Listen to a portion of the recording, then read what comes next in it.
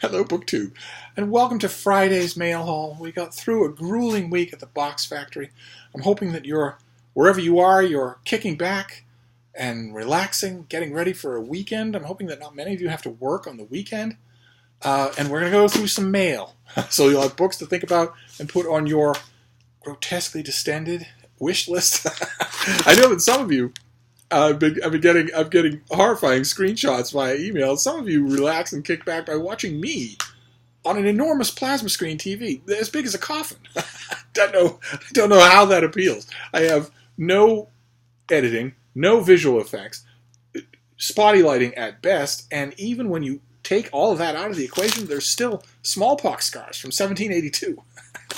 But to each their own. So we have some mail to go through here. It's not many, and there are no boxes, but it's enough. There might be something of interest here, although the first thing on the stack cuts me to the quick. BookTube, the first thing on the stack is one of those casual, offhand, left-handed insults that people make without meaning to, that can still hurt you. I'm a zillennial snowflake. My feelings are right on the surface. It's this little package here, the first one that we're going to look at, and it is addressed, it's from the New York Review of Books. They really know how to hurt a guy. It's addressed to Steve Donahue, or current resident. Steve Donahue, or current resident. So if Steve Donahue, who writes book reviews on 3 different continents and has written book reviews for collectively 50 years, thousands of books, and that Steve Donahue, the one, if you Google him, you'll get book reviews that are, until the day is over. You know, he is who we're sending this book to, but if he's not there, anybody will do.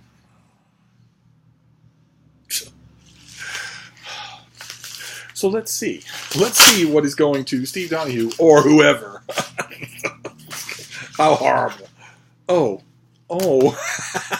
Okay, well, it's not so bad. It could be a lot worse. It's not so bad. Oh my. Okay. In my recent this is a little calendar of the New York Review of Books. Is this a diary, or is this dated in any way? No, it's not. It's just a blank book with a neat little built-in bookmark and a little folder in the back if you want to put stuff in there, from the New York Review of Books, because I just recently renewed my subscription, and this was on offer for renewing your subscription. So this is as bad as getting a book. A book reviewer getting a book that said to you or whoever is a pretty kick in the teeth. But this isn't quite so bad. This is just a gift sent from them because of my subscription. Because as usual, I let my subscription lapse. These publications I subscribe to about 24 publications. They must think that I am the most hard to get coquette in the world, when actually it's just incompetence. I let my subscriptions lapse because I just don't think about it. And then all of a sudden I'm getting a letter in the mail saying, "We've noticed you're gone. We miss you. Is something wrong? Can we woo you back?" And the cut rate subscription rates, when I would gladly pay more for the periodicals I like, and also gifts. And of course, abashedly, I re-up every time I do for the New York Review of Books, or the TLS, or the London Review of Books, or the National Geographic, or the New Yorker, or Atlantic, or Harper's. Of course I'm going to re-up. It's just, I forget. That's all right. So that's not so bad. And that will not be part of our Steve pile at the end. So let's move on. Now this next one is from W. Norton, and they are one of my favorite publishers. They are one of the only... Hey, baby. Wow, Frida got up. She was on the bed. She's been sleeping on the bed for all of the day. But she got up for the chance of playing with the mail. W. Norton, I praise them all the time on this channel. They are one of the only, used to be once upon a time in American publishing, that each publisher had a feel to it. And you knew what to expect. There was a solid editorial feel to each publisher. And you knew when you were going to get high-end, snooty literary fiction. You knew when you were going to get really good popular books. You knew when you were going to get the very best scholarly history or biography by the publisher. You don't do that anymore. That is largely not true anymore. W. Norton is one of the only publishers in America I know that is still that way, where their publishing standard, if you will, or profile, is so much themselves that that it happens with every book. So it's always a joy to get a book from them. Let's see what we have. Oh, goodness gracious. Oh, my. Okay. All right. Okay. I have mentioned many times before that that Norton publishes the Norton Critical Editions, which are the text, a canonical text at the front, and then the back is critical essays. So original stuff that the text was derived from, original criticism, subsequent decades or centuries of criticism.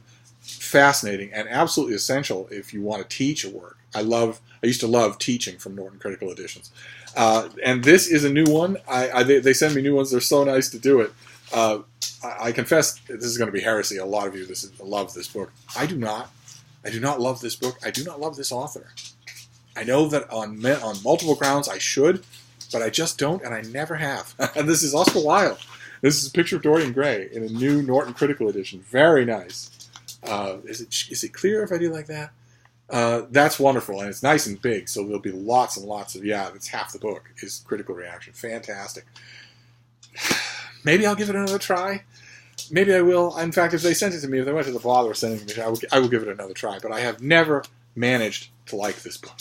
I don't know why that is. Even the importance of being earnest, I don't tend to like. Anyway, let's move on. Let's keep going. Let's see what's next one.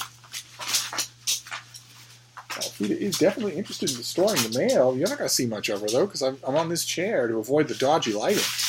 And the problem with that is that it avoids Frida. She's tearing this thing apart. She just recently learned something. I'm surprised it took her so long. She's a very smart dog.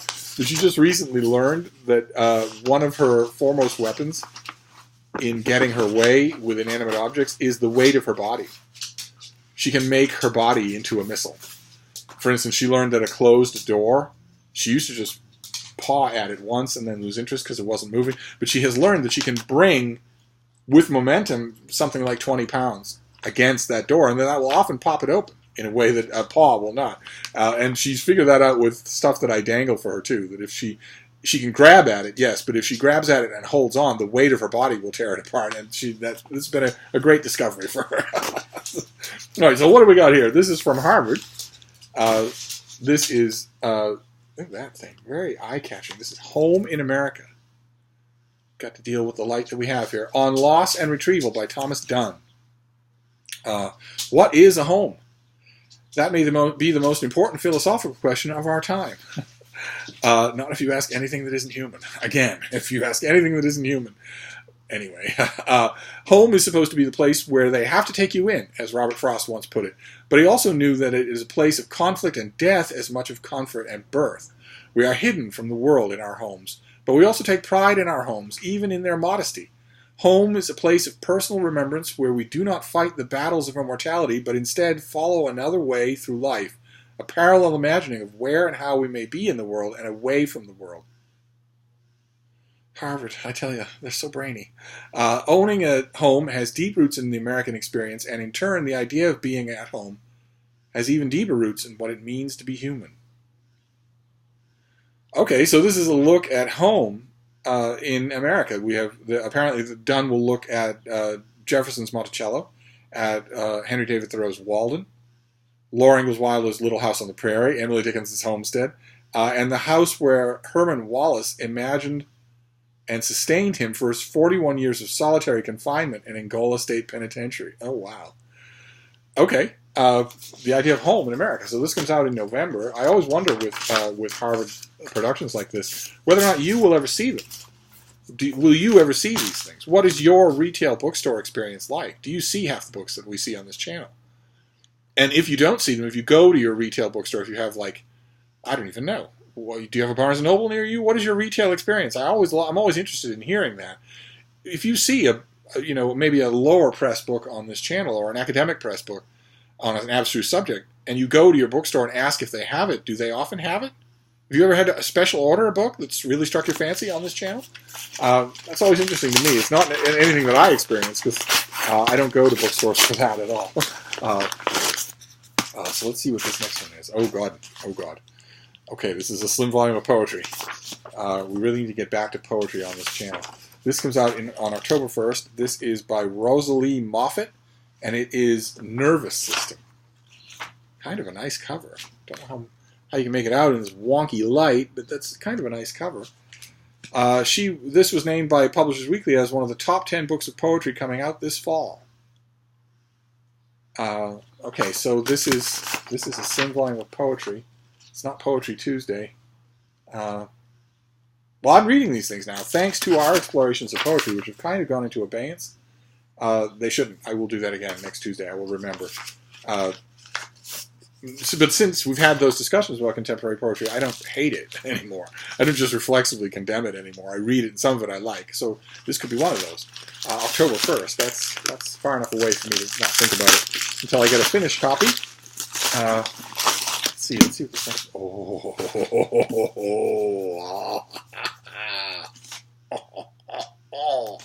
Okay. All right. This has got to be soon. This is probably September. Yeah, this is September. This is September 10th. Wow, fantastic. How wonderful. Okay, this is the Penguin Book of Italian Short Stories, edited with an introduction by Jhumpa Lahiri, who, keep in mind, is a big fan of Italian literature and learned Italian and wrote a book about learning Italian. Let's see. You can't really see it. It's not much to look at, but that's what it looks like. Some sort of surrealistic cover. That's what it's going to look like. This is, we saw on this channel the Penguin Book of Japanese Short Stories. And this is obviously some sort of, along the lines of the same thing. I have lots of issues with the Penguin Book of Japanese Short Stories. Lots of issues with it, but not all of which it satisfactorily answered. Let's see here. What have we got here? Thanks to Elena Ferrante's Neapolitan Quartet and the revival of Natalia Ginzburg's work, Italian fiction is in the public eye. Penguin Classics is pleased to introduce American readers to 40 of its best practitioners in this landmark collection, nearly half appearing in English for the first time. Good Lord, that's really good. That's a service to readers. That's wonderful. And it's selected by Jhumpa Lahiri. When Lahiri began teaching creative writing at Princeton University, she wanted to introduce her students to these authors who had spoken to her so deeply, but found few English versions of their stories. Thus, the idea for an anthology was born. She cast a wide net, and the resulting selections reflect the wealth of styles and range of voices. The focus is on the 20th century, from the birth of the modern nation through fascism and World War II to the end of the century. She has made a particular effort to feature women authors, lesser known and neglected authors, and authors who, quote, practice the short form with particular vehemence and virtuosity, close quote. The vast majority will be fresh discoveries for English readers. A great many have been ignored and thus practically forgotten in Italy as well. I wonder if there's an Italian version of this that's coming out in Italy that isn't translated, that therefore needs Jhumpa Lahiri for precious little. I wonder what that is. Or will the English version come out in Italy? I'll have to check Amazon Italy and see what the story is. There are well-known writers like Lampedusa, Morante, Levi, Calvino, though Jhumpa Lahiri's selections of their stories, we're told, may surprise you. That's always good when that happens. And there are also discoveries. Cristina Campo, Lala Romano, Fausta Chialente, Anna Banti. Of these 40, 16 are in English for the first time, and 8 have been retranslated for this anthology. Fantastic. Fantastic. A lot of the same things were true of the Penguin Book of Japanese Short Stories. Wonderful. Okay. I wonder if this is a series. I don't see a series named on here, but I wonder if Penguin is just going to keep doing this. Wouldn't that be something? That would be really nice. Imagine, how great would it be to have a Penguin Book of Chinese Short Stories? Or Haitian short stories, or even, God forbid, Irish short stories. Fantastic, though. Great. Look at that. That is the list of authors. You can't make out the details in this crappy lighting, but that's a lot. That's a banquet. Okay, great. Fantastic. All right, we have a couple more to do here. I'm not going to do a 30-minute video. We don't even have 30-minute videos all the time here. Bean, this is plastic. You've got plenty of paper on the floor. Why don't you chew on that? I wonder if she'll agree to me picking her up for the video. She might not. She's such a prima donna. No, Bean, why don't you eat the paper that you have on the floor? Oh, great. Okay, fantastic. Oh, this is a lovely thing in finished copy. Okay, great. This is by Susan Ronald, and this is a new translation. Or I'm so used to saying that. No, this is a new biography of Conde Nast, the publishing giant, who hasn't had a biography in 70 years. This is the book. I don't even make it out. They gave it an Art Deco 1920s look and embossed it with gold. That is wonderful. That is just lovely to have that as a book. To have that as the finished copy. That's great. So this comes out in early September.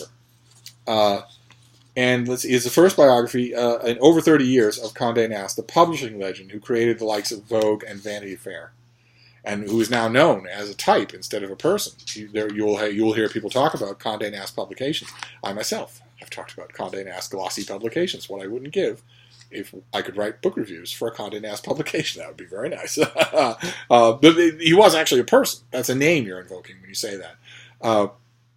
Written with the cooperation of his family on both sides of the Atlantic and a dedicated team of Conde Nast publications, Ronald paints a portrait of the era detailing the life of an extremely powerful man who didn't abuse his power and the family, friends, and pivotal business partners who helped him build the first ever international magazine empire of the time.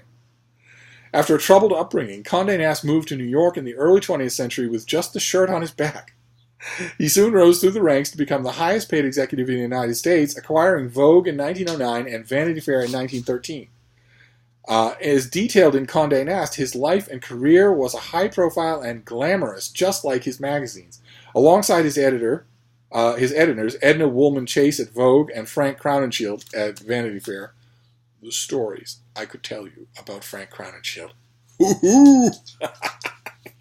There are many stories that I could tell you about Frank Crowninshield. They would stand by several hairs on end, like quills upon the fretful porpentine. And also his international magazine empire brought European modern art, style, and fashions to American audiences as never before. That sounds so good. I had the advanced copy of this. Can't find it. Now I have the finished copy, and that's what I want anyway. With a biography, you want an index. If you're me, you want an index, and you want the full bibliography all laid out. You don't want just, those pages blank with TK, meaning to come. You want the whole of the work. And the reason that you want that is if you're going to be reviewing this, I'm happy to report that I am going to be reviewing this for the Christian Science Monitor. So not only will I be reading this, but I will be reviewing it for a very large and bookish audience, and that's always a thrill. And that will be for my September lineup. And my September lineup for the Christian Science Monitor, if it works, if it turns out to be true, if we don't hit any snags or have any problems, my September lineup is going to be incredible for the Monitor. So those of you who have not subscribed, you might want to think about doing that. It's one of the main places in the world where you will get Steve Donahue reviews. But my lineup for September for the Monitor looks right now to be just astonishingly thick with biographies. That is just great. It's my favorite kind of writing. It's my favorite kind of thing to review. So fingers crossed. That would be great. And now we have this last book. This is the last one for our mail haul for today. It is heavy. It will be a finished copy of something. No idea what. Let's see what this is. Oh, it's big. It's a big, heavy, finished copy of something. What is this? Oh, my. Oh, goodness gracious. Oh, God. Okay. I think we saw this in advance copy. I didn't have much to say about it then, and I still don't. This comes out any day now. This finished copy is right around the corner. This is the date on it. The technical date on it is August 20th, but it won't be strict embargoed, so the bookstores will put it out whenever they get it. I don't know how many copies they'll get. It's from Yale. It's by Jonathan Ray, and it is Witcraft, The Invention of Philosophy in English. It's an enormous book about the history of philosophy in English. I've been fairly outspoken on this channel about what I think about philosophy as a discipline. Not particularly high on my list. In fact, there's nothing lower. But let's see. Let's see what we have here. Ludwig Wittgenstein. Good Lord, we don't have a minute before himself comes up. Good Lord, he's the first word in the cell sheet.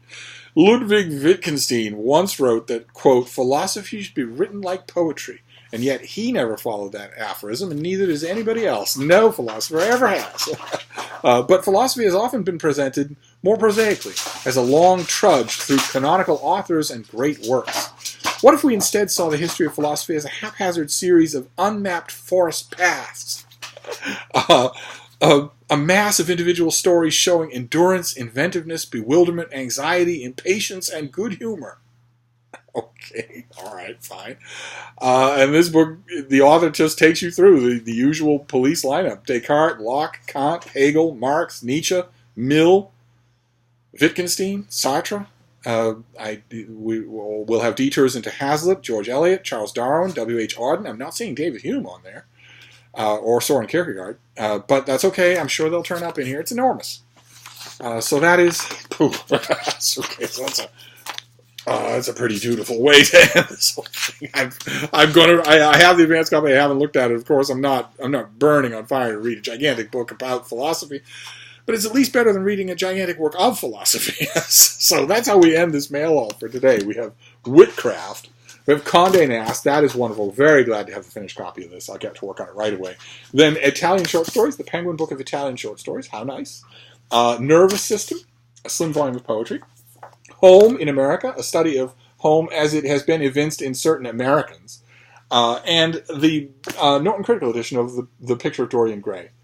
Which is a book I really need to just give it another try. Maybe the critical essays in the Norton edition will help me to appreciate it more. That's kind of what they're there for. So that is our mail for Friday. We'll wrap this up, but we'll be back tomorrow with more mail, and I'll be back with other videos. So I will see you then. Thank you, Book 2.